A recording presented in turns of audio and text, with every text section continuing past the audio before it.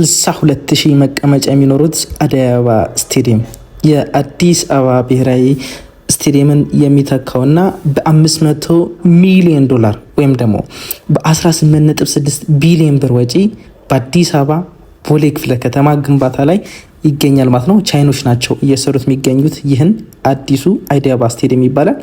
ቦታው 60 ሄክታር ላይ ያረፈ ሲሆን 10,000 ተሽከርካሪዎችን እንዲያቆም አረንጅ የተደረገ ይገኛል ማለት ነው። 1200 መጸዳጃ ቤቶች አሉት ማለት ነው።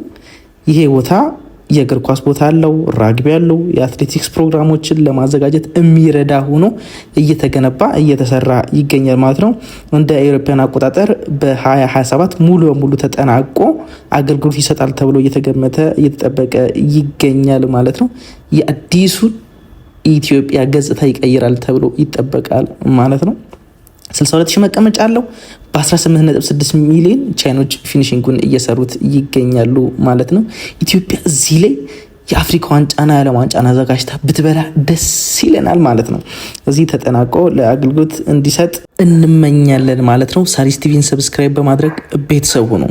ሳሪስ ቲቪ ወደፊት ሰብስክራይብ ማድረጋችሁ ስለማይቀር ገና ከሆኑ ሰብስክራይብ አድርጉ። ሳሪስ ቲቪ